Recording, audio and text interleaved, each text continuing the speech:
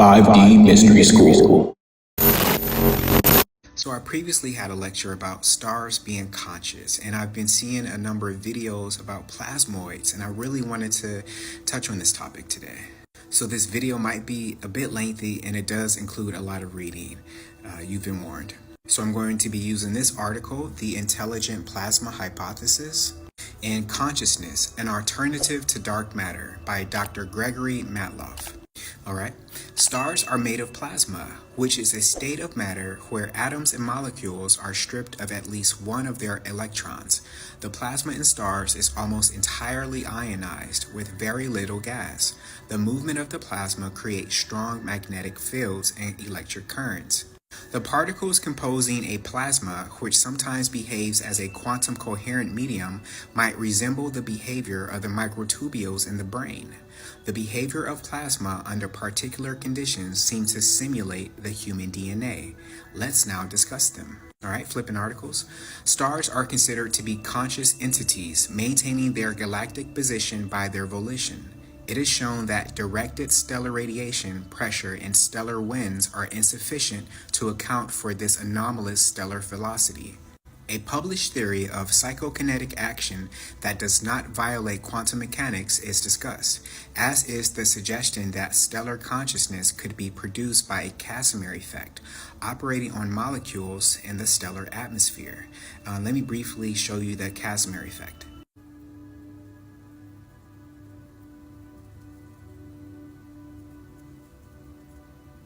The Casimir effect is a physical force acting on the macroscopic boundaries of a confined space which arises from the quantum fluctuations of a field. Defining consciousness is not easy. We are all rather certain of our own consciousness and relatively convinced that other humans are conscious as well. That can be argued. Most would agree that whales, dolphins, chimps, cats, and dogs are conscious organisms as well. But how about snakes, corn, amoeba, and bacteria? Do in fact the mechanisms that support consciousness in the higher animals in fact require billions of years of organic evolution to develop? Or does consciousness in some form permeate the entire universe? Theories of organic consciousness postulate that a universal consciousness field interacts with electrically conducting nanostructures within the cell or nervous system. All living eukaryotic cells contain microtubules. As suggested by Lynn Margulis, a form of microbial consciousness may be centered upon the nanostructures. Various quantum phenomena within these nanostructures have been suggested as the primary active agents of consciousness. Other assumptions will be validated if future nanoscale computers achieve some level of consciousness when the size of computing elements reaches molecular levels. If stellar consciousness can be demonstrated to be reasonable dark matter alternative, major challenges will be presented to the SETI community. How exactly do we communicate with consciousness? Possibly sentient entities with lifetimes so long that a century seems like a second? And if we can't do this successfully, how do we prevent the catastrophic wars between planetary and stellar intelligence and star maker as human interplanetary capabilities mature? The main physical causes producing anomalous light phenomena are today sufficiently well understood, but what we still do not know are the physical reasons why such light phenomena, often characterized by several colors and able to pulsate, show a long duration, i.e., which physics governs the plasmic confinement mechanism. Another mystery is constituted by the fact that sometimes light balls are able to acquire a geometric shape. And let me show you video evidence of this. How stars, plasmas, form their own geometric shape, and I believe it's due to sound. This is a star seen through the lens of a telescope, a powerful telescope.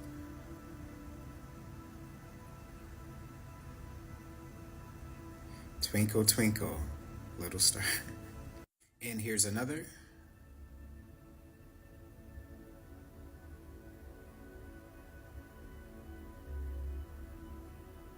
Many years ago, David Bohm's first theoretical physics studies dealt with plasma. He discovered that plasma may behave as a highly cooperative structure, like if particles, ions, and electrons that are even very far away from each other are still able to feel instantaneously what happens to one of them. This gives plasma, at least qualitatively, a structure of coherence that is not dissimilar to the coherence found in quantum objects. Therefore, the many particles composing plasma behave like if they were only one entity and not separated from each other, in such a way that any action done on a group of particles is just felt by another group of particles, composing the same plasma agglomerate. Therefore, many particles composing plasma behave like if there were only one entity and not separated from each other, in such a way that any action done on a group of particles is just felt by another group of particles composing the same plasma agglomerate.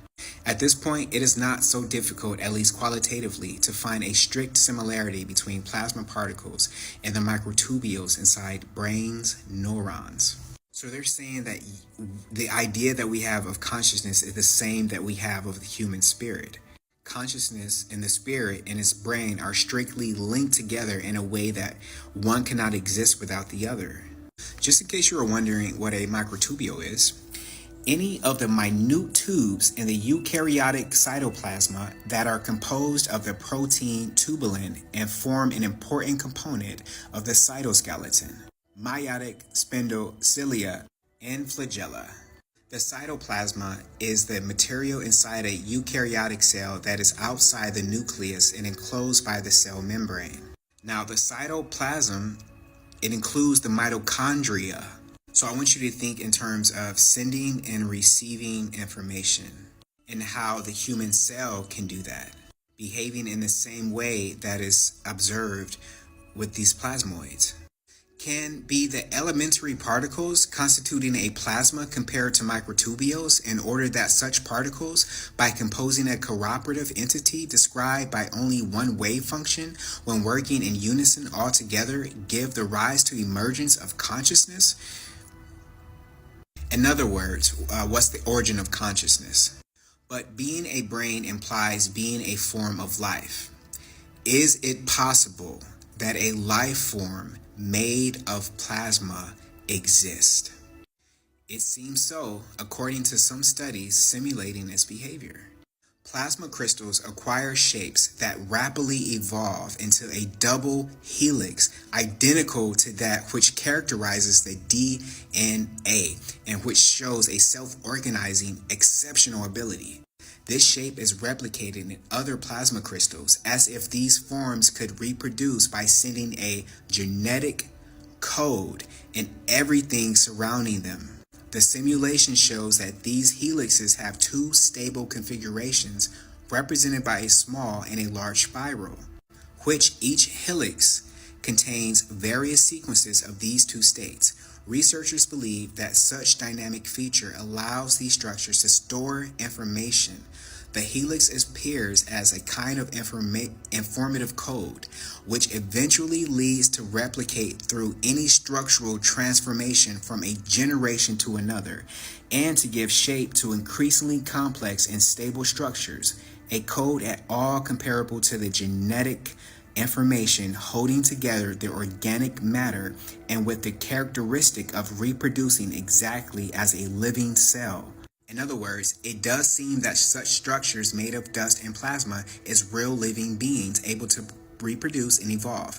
If this is the case, it is possible that a form of plasma life exists everywhere in the universe, from the interstellar space to our atmosphere. We can even hypothesize that such light bulbs might be used as sensors to capture messages coming from the infinite. I'm grateful for whoever made this. Now look at the evolving electric discharge in the plasma chamber. And now look at the ancient Greek forms of bipolar thunderbolts. It is very possible that these glyphs that you see here are just the plasma discharges for those star entities. And these orbs of light that are captured in many photos could be these intelligent plasmas around us, the same as ghosts. Stargates could be composed of plasma doorways.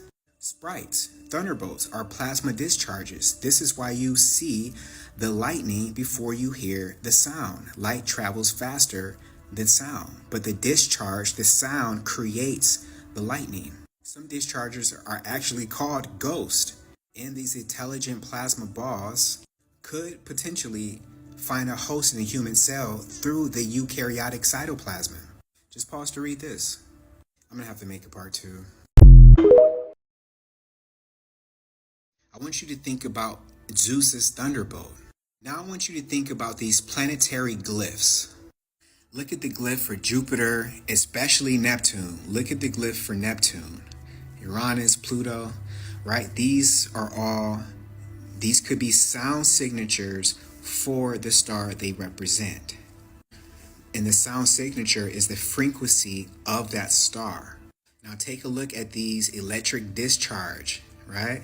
These are electric discharges in a plasma chamber. They look similar to Neptune, the glyph for Neptune. Again, look at Neptune. Now, before I show you this video, I want you to keep in your mind that there are waters above. Our reality is composed of water, right? You can take water from the air. The ether. Water is magnetic. Most people don't know that, but water is magnetic. Okay, so how can you take the waters above and activate them with sound and get light? It's called sonoluminescence. Okay, let me show you this video. I almost forgot to say.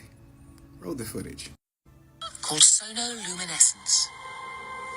The first time I saw sonoluminescence was in a darkened room. I was transfixed to look at this spherical flask of fluid, and you look into the center, and in the center see a glowing blue-purple light, which could be seen with the unaided eye. It looked like a star in the heavens.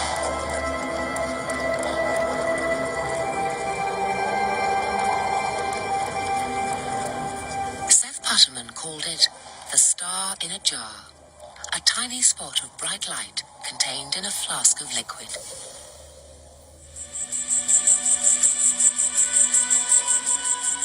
This star in a jar is made when a sound wave is passed through a small bubble inside a flask of liquid. And this sound wave makes the bubble do something remarkable.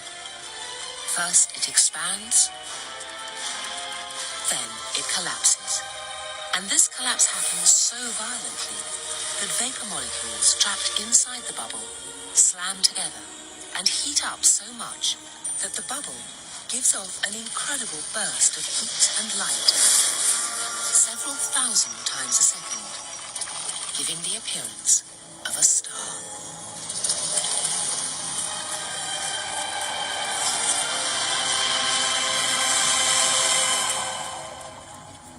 Essentially, that video is showing you how sound can be used to create a star. And then once that star is created, that star can be conscious. Just like in this hypothesis, I'm going to read you this. Something very interesting might be found inside the data. We might also discover that after beaming a laser beam at these lights, the first time they might then start to take on their own life, in the sense that a new process similar to the spontaneous wave function collapse in the brain microtubules might keep them alive and maybe even conscious, just like a new kind of life form. So once the star is created, due to the sound, it becomes conscious. In another video, I mentioned how the Bible even states that God said, "Let there be light," and then there was light. But the Bible also says that God, in the beginning, the Word was God, right? So meaning that God is equivalent to sound, the Word. So the Word was that created the light, just like we just saw in the video, sound creating light, like stars. That's why when you look at a star, it's pulsating. This is an electric current. This is the frequency of the star. It's the resonant frequency. Consider this like a radio wave. And let's say like stars could emit radio waves, and those radio waves could interfere with the human magnetic field. And the plasmic discharges of these stars could give you like a somatic signature that looks like a planetary glyph.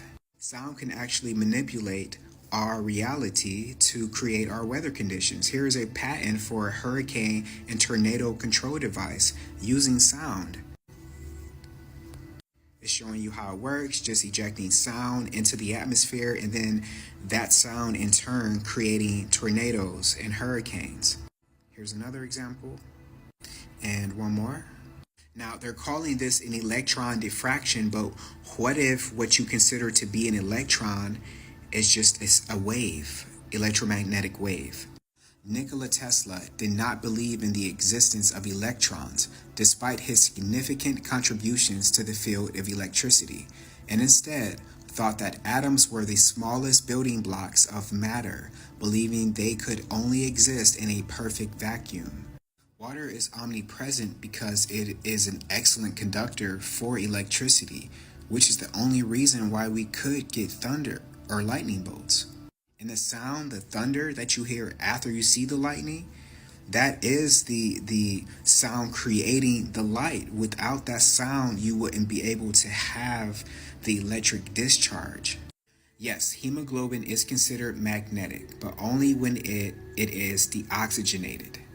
In this state, it exhibits paramagnetic properties, meaning it is weakly attracted to a magnet, while oxygenated hemoglobin is diamagnetic and not magnetically attracted due to its different electron configuration. Here's the definition of hemoglobin.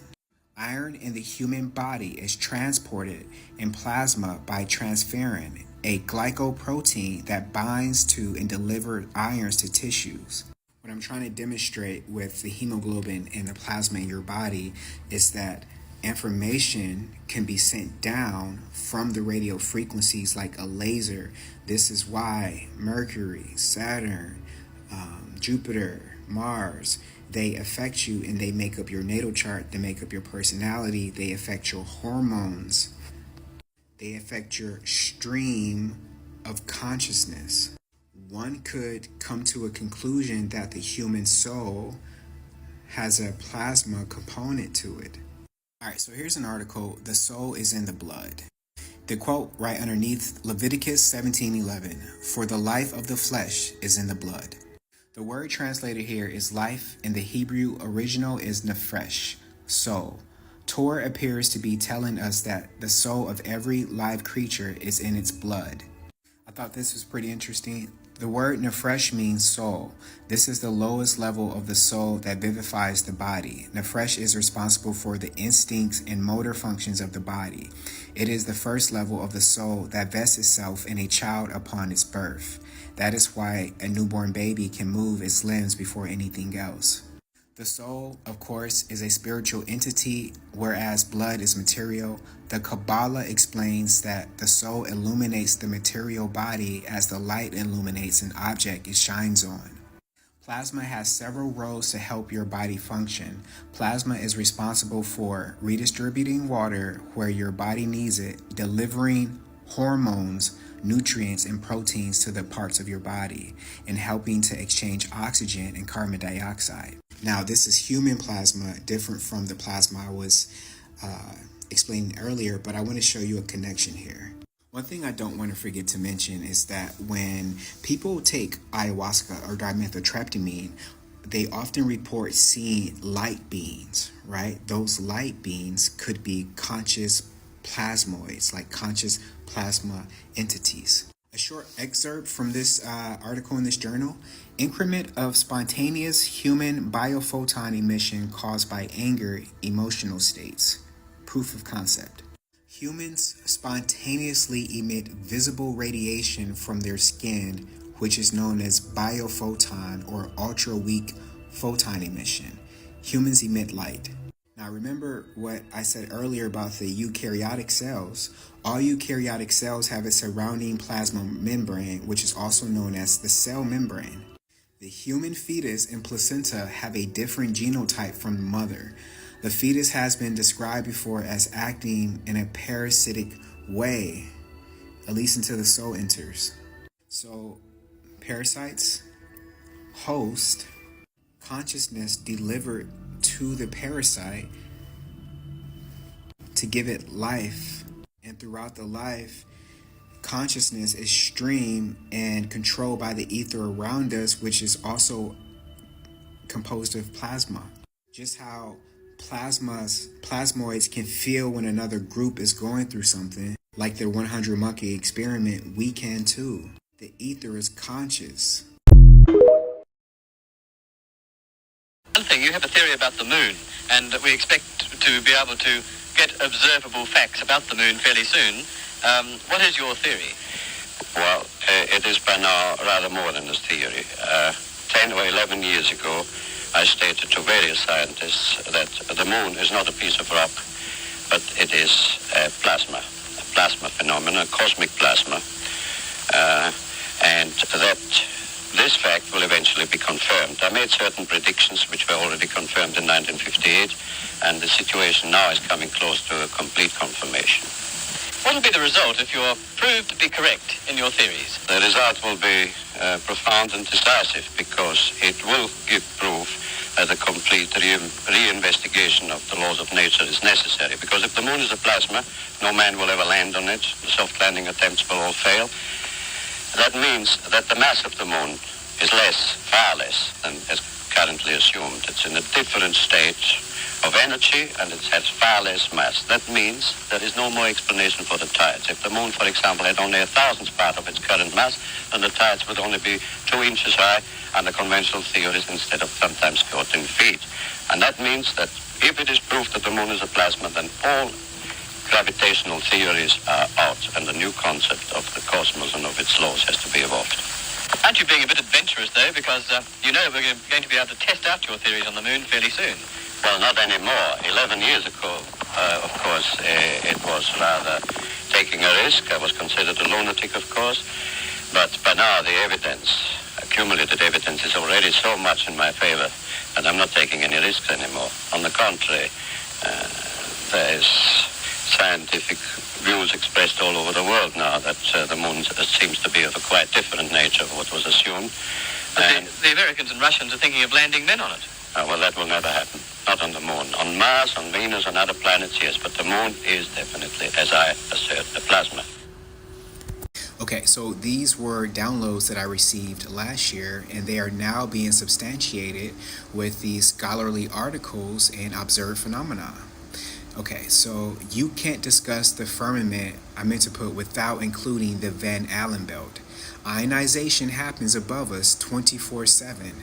If lightning is plasma and comes directly from the firmament, what do you think the sky ceiling is made of? I'm starting to believe that plasma crystals are used in the firmament. And almost a year later, here we are. Let's continue. Æther Part 3. So I just want to add this piece of astrological information and how it relates to plasma and radio receptions.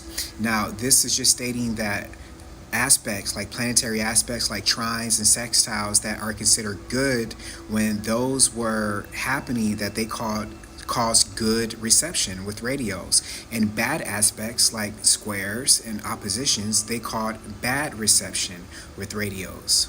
Once, when a severe storm was in progress, it suddenly stopped, as if, he said, a hand had been upon it. All was calm. Reception suddenly began perfect. A trine, uncontaminated by any hard aspect, has suddenly formed between two planets. A trine was always regarded as a good, easy, harmonious aspect. So I want you to think about, how are people affected by these planetary aspects and frequencies coming from planets, if these stars in the sky themselves are indeed composed of plasma? Okay, this is a 88-page article. Don't worry, I read it so you don't have to, and I just pointed out the highlighted points. Now listen, y'all didn't like the first video, I could tell by the views. Y'all didn't like all that reading, so I'm gonna do my best to not read a lot and summarize. But this is so important, so just stick around, okay? Unidentified anomalous phenomena, extraterrestrial life, plasmoids, shapeshifters, replicons, thunderstorms, lightning, hallucinations, aircraft disasters, ocean sightings. Now, this article was just done September 2024. So those downloads that I received last year in November about the plasma crystals in the firmament, this paper now published in September 2024 is the proof, the substantiating factor. Okay, so this is saying that these plasmoids have been filmed flying toward and engaging complex interactions above thunderstorms, cities, and oceans, including changing shape and replicating. These are established facts. So NASA has a full length 17-minute video with these plasmoids, and I'm going to create a separate video with as much of that video as I can, so that way you can have video evidence of what this paper is referring to. So these plasmoids, they descend into lightning storms in the lower atmosphere. These plasmoids have been seen following, chasing, and toying with aircraft. Plasmas also have explosive properties, negatively affecting electronics and mental activity, possibly inducing hallucinations of alien abductions. And they pass through glass, plastic, metal, and enter cockpits of airplanes and have been observed by astronauts inside spacecraft. The military and the U.S. Congress are hypothesizing that these plasma descend into the lower atmosphere, and they may be responsible for some of these unexplained, inexplicable aircraft disasters. Glowing plasmoids have been filmed in the ionosphere and lower atmosphere flying in V formations. The ocean may be attractive to plasmas, thereby accounting for numerous observations of UAPs above the ocean by Navy ships and naval aviators. This part, to summarize, is saying that these plasma have shape-shifting properties. They can change shape and size and split off into additional plasmoids. Here are some photos of these plasmoids. Some of them are orb-like, and then some have longer cigar shapes. Here's some more photos. You can see some are white, some are green, some are red. Here's some more. And you're going to see these in the video that's going to be following this video. Here's some more. It is possible that these plasmas may turn on and turn off their illumination. It is also possible that they and other plasmoids originate and seep across from a fifth dimension where electromagnetic activity produced by a massive thunderbolt is transformed into the mass that becomes a small black hole. What? Some of those that materialize also appear to be emerging from a surrounding darkened area that could be likened to a hole in space-time. Back to photos. Check these out.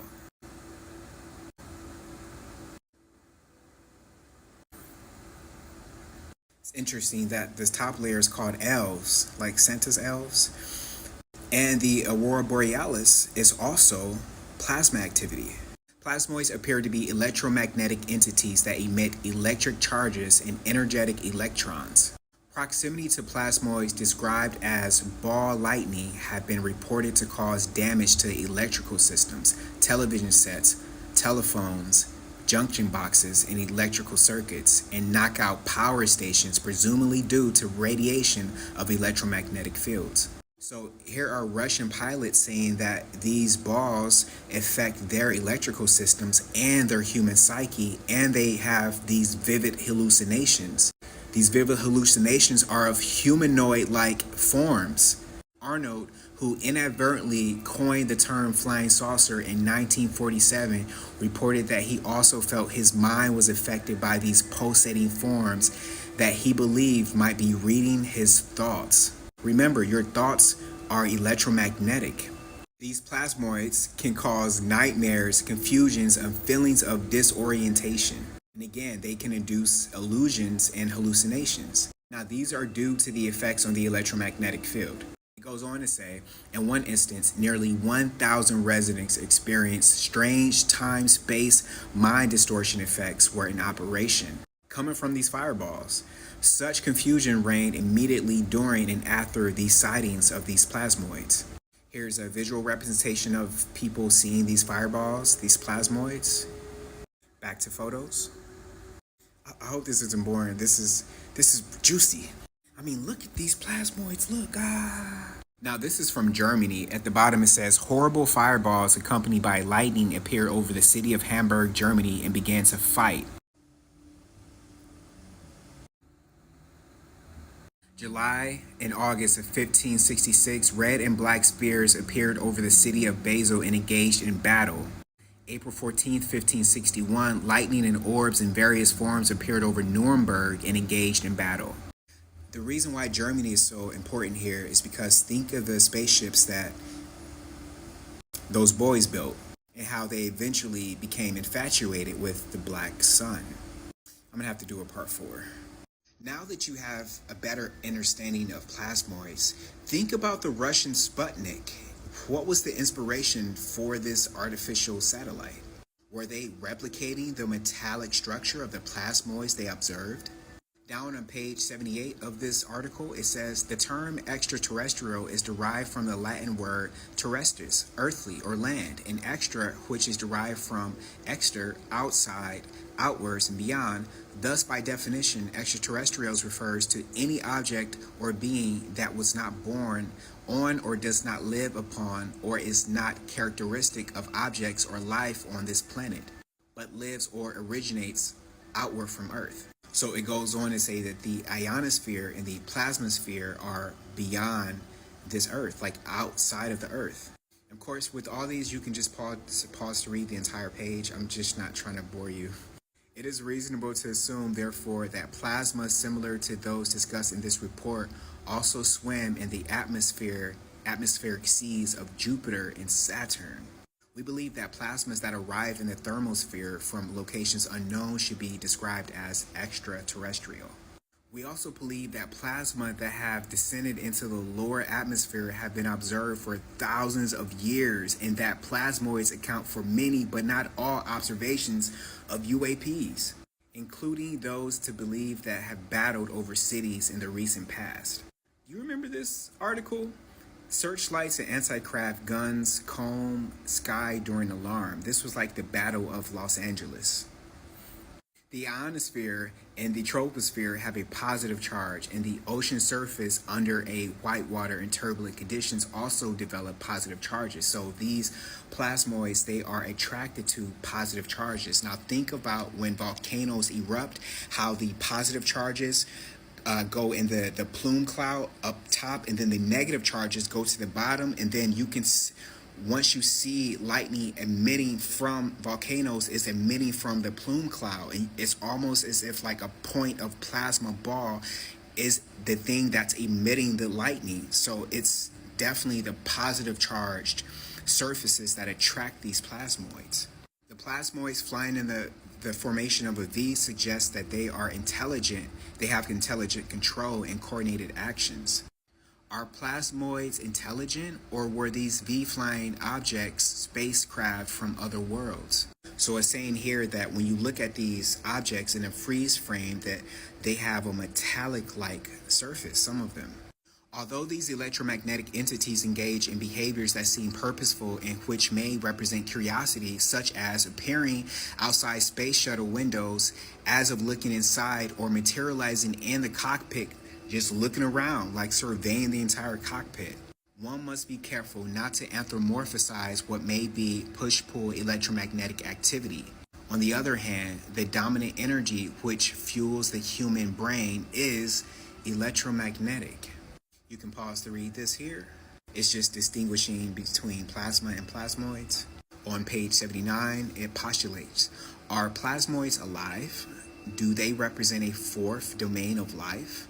Do the different subtypes of plasmoids belong to a fifth, sixth, seventh domain of alien life? These questions cannot yet be answered, though the evidence supports that hypothesis that plasmoids may be considered a form of pre-life and provided the composite basis for the origin of RNA, which is the precursor for DNA, followed by DNA, and thus life itself. So this says that since plasma hang out in the upper atmosphere of these gaseous planets, then plasma, they could be the entity, the pre-life that actually gives life to beings on that planet, including humanoids.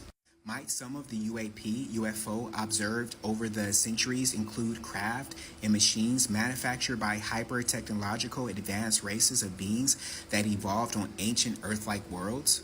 Hard evidence photographed by NASA on Mars, albeit at present unconfirmed, favors the view. And you can just pause to read this little short conclusion here as we move along. Now, lightning and volcanic eruptions. Volcanic lightning is an electrical discharge that occurs within a volcanic eruption plume caused by colliding ash particles that generate static electricity. Hurricanes on Earth are formed within the atmosphere by thunderstorms. Keep that in mind. Hurricanes are formed by thunderstorms and angular momentum from the Earth's rotation and draw up energy from the ocean surface, while space hurricanes are formed by plasma interacting with magnetic fields and draw energy down from the flow of the solar wind.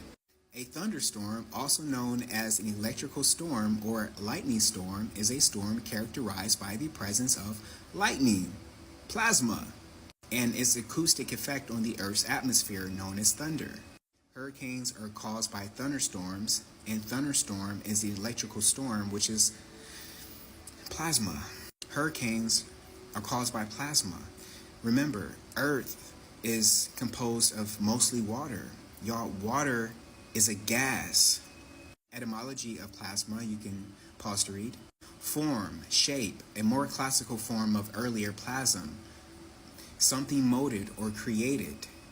Image, which is why NASA only has images of outer space, no real photos.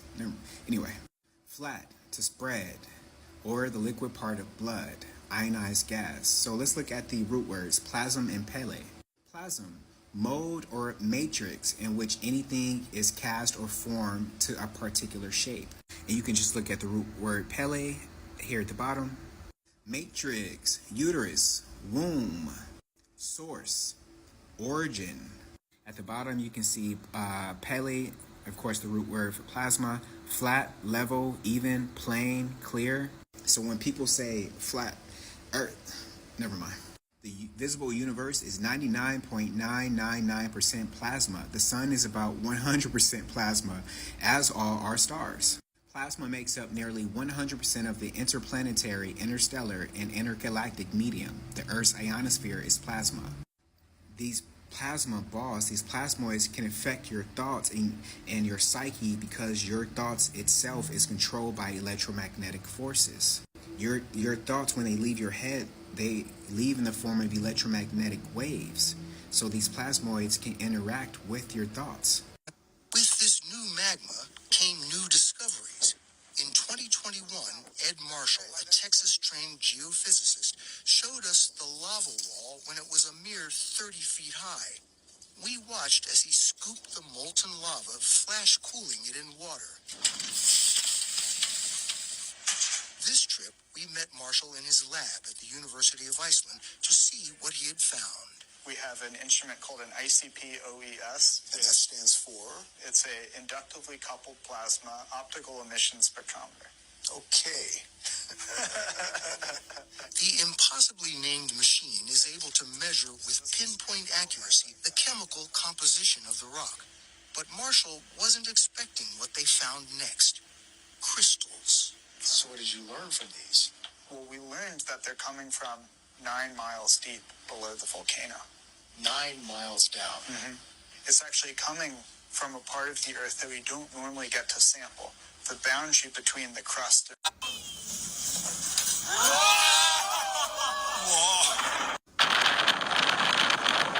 Holy Holy crap! Oh my gosh! Woo! Fuego!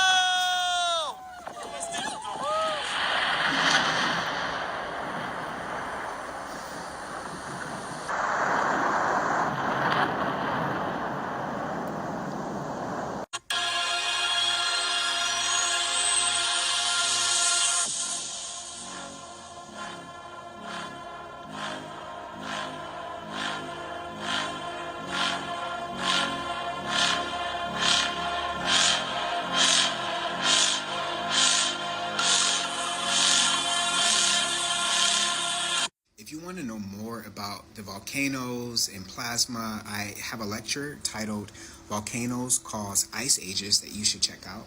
If these plasmoids can control atmospheric conditions, then they too could cause ice ages.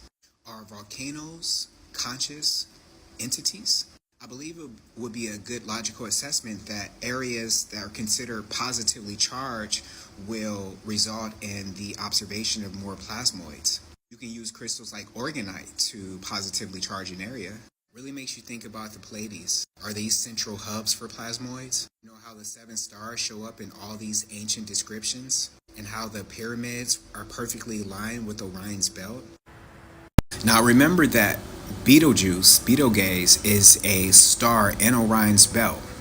Okay, now go back and watch my lectures about demon possession and how you can be possessed by plasmoids. Okay, so here's a quote from Tesla.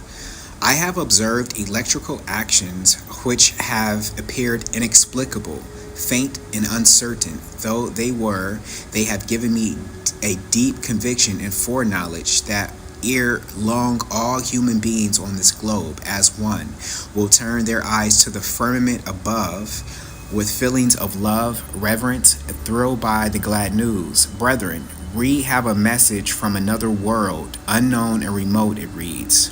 1, 2, trace.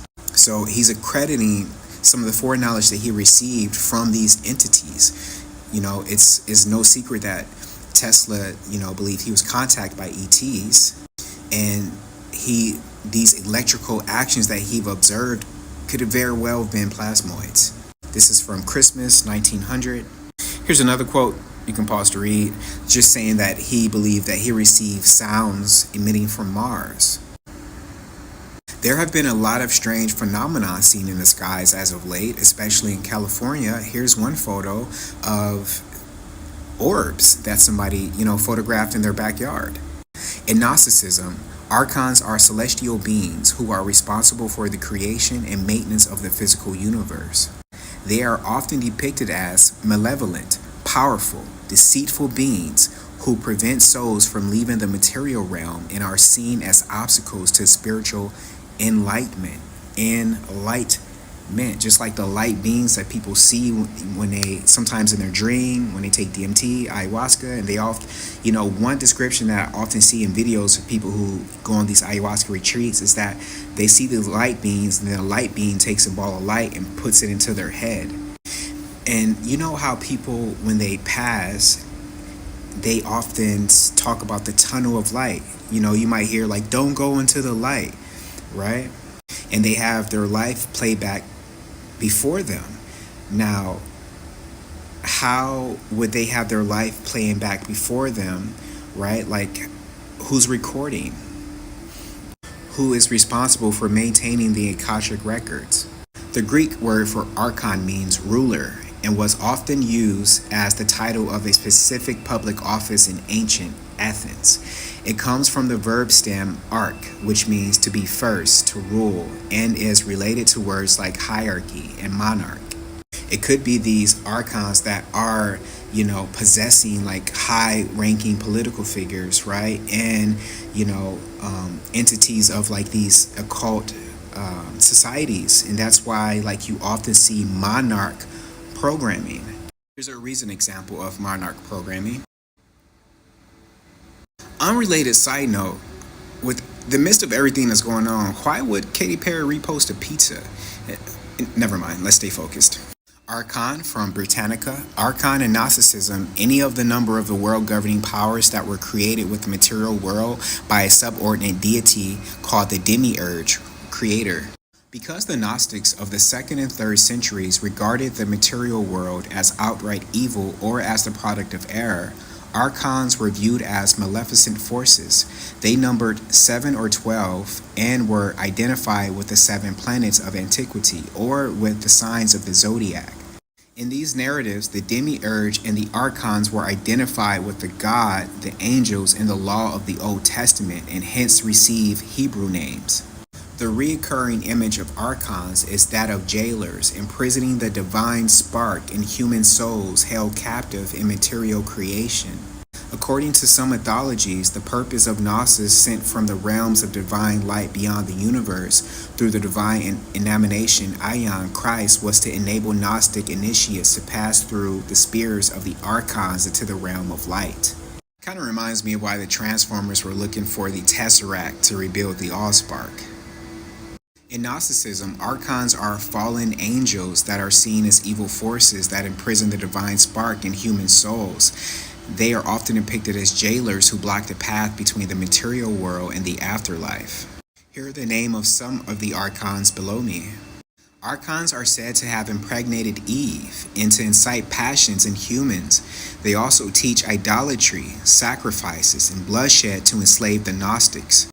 The idea of archons may have come from the sons of God in Genesis, in the book of Enoch.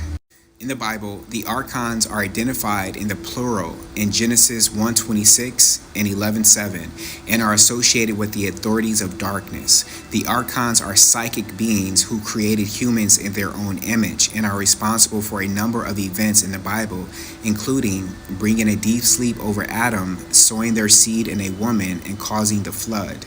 Also known as Parchun in Dynamis, this archon is an intermediate god who recommends building the ark. In Gnosticism, archons are world-governing powers that were created by the demiurge or creator, along with the material world. Most Gnostics were dualists who believed that matter was inferior to spirit and that salvation could be achieved through the esoteric knowledge. Corinthians 2:6-8, but we speak wisdom among the mature, but not the wisdom of this age, nor the rulers, archons, of this age who are being annulled. But we speak in a mystery, the wisdom of God having been hidden, which God foreordained before the ages for our glory, which none of the rulers, archons, of this age has understood. For if they had understood, they would not have crucified the Lord of glory. Really makes you reconsider Ezekiel's will. Just a few more things before I let you guys out of class today. Thomas Edison is credited with inventing the incandescent light bulb. I really believe it was Nikola Tesla, but these light bulbs are plasma. Modern plasma lamps are a family of light sources that generate light by exciting plasma inside a closed transparent burner or bulb using radio frequency. Plasma and radio frequency are related in several ways. You can just pause to read those different ways that they are related. I find this fascinating since a large portion of our reality is radio frequency. Your cell phone, your television, those 5G towers in your neighborhood. Here is the dendera, which could be found as a motif in the Hathor Temple in Dendera, Egypt. Here are some depictions. You know, a lot of people believe that this is a light bulb because it does look like a light bulb, but sources would tell you that this is just this snake-like figure, emitting from a lotus flower. This snake-like figure can be strings of electricity. I believe, correct me if I'm wrong, there were bulbs found in the pyramids. Electricity. The king's and queen's chambers probably housed refined metals that served as the anode, copper, and the cathode, gold, components of a huge galvanic cell that generated and stored direct current electricity, DC. The first successful breaching of the Great Pyramid in 832 CE. So even back then, they were rocking to the tunes of AC/DC. That sounded better in my head. What's Nikola Tesla's favorite band? Never mind, let's continue. But the answer was AC/DC. But again, sources will tell you that the pyramids did not contain electricity because the electricity was created way after the pyramids. All right, nope. The microwaves in your home can produce plasma. Finding ways to bring themselves into fruition in our reality. Interesting. There's even a plasma mobile.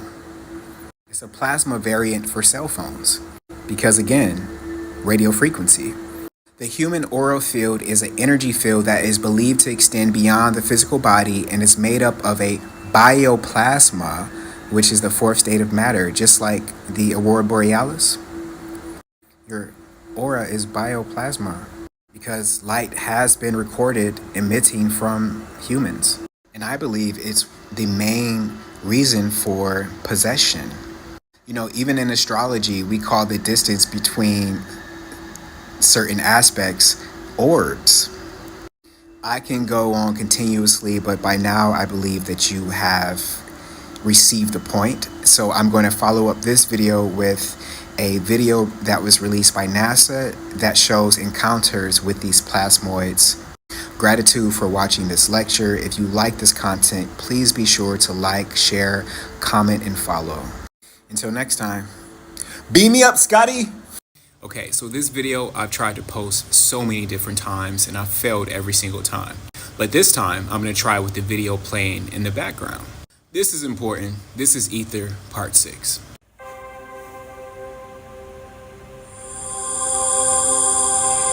Many of these structures behave like living organisms and should be classified as extraterrestrial extremophiles or biological UFOs. They engage in complex behaviors, complex interactions, will turn and follow other objects, making 45-degree turns, 90-degree turns, and sometimes completely turning around and reversing their direction of movement. They display behaviors and the intelligence of simple life forms.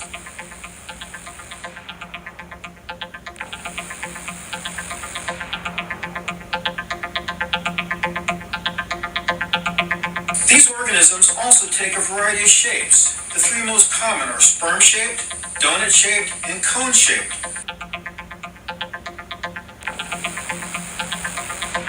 Although we can only speculate, it may be that those who are cone-shaped become donut-shaped when they are pierced and penetrated by sperm-shaped hunter-predators.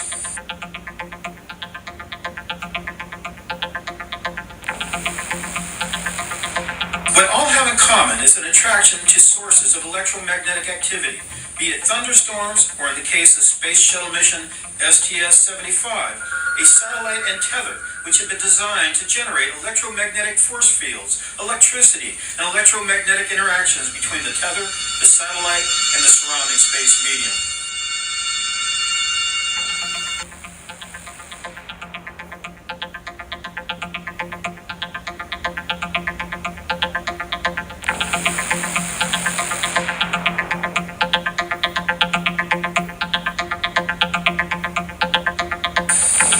The tether, which was 12 miles in length, was generating tremendous amounts of electromagnetic activity, and thus we see that like a moth drawn to a flame, hundreds, if not thousands, of these alien organisms began swarming around it, engaging in complex interactions with one another, and even crawling upon the tether, which was 12 miles long, and conducting electricity up and down its length, and generating electron beams which it was shooting into space.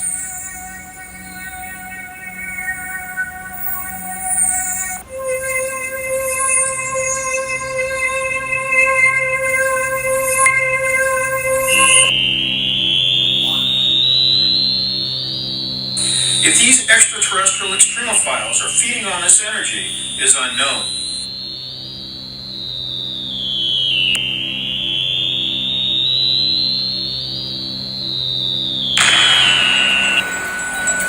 What we have seen here is evidence of alien extraterrestrial life forms engaging in complex, purposeful behaviors and coordinated interactions, which would be impossible if this were space junk or crystals of ice.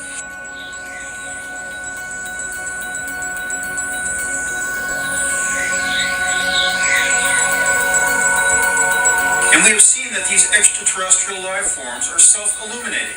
They are attracted to sources of electromagnetic activity, which is why they've been filmed repeatedly descending from space into hurricanes and storm clouds and gathering by the hundreds and engaging in complex interactions. The binoculars, and the best way I can describe it is there's some kind of reflective cloth or with some metallic-looking type of cloth of a structure that's definitely not rigid or it's not a solid metal structure.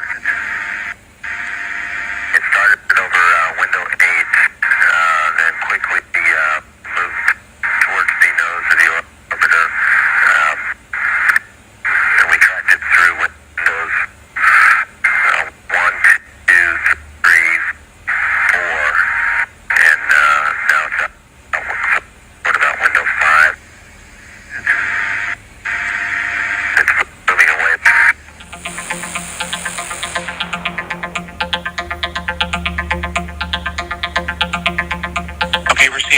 four objects, can you confirm that it's just the one that's actually moving? The other ones are just reflections?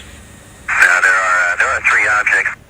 The one you see two rings right there. They're the ones we kind of had the late tally-ho on.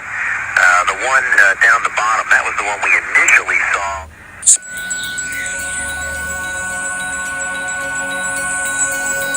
Clearly their behavior is similar to a variety of life forms on Earth, including algae and other microorganisms.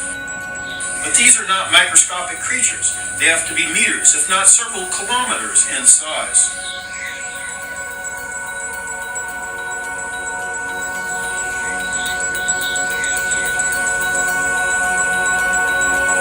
Perhaps they're not even 5D Mystery School.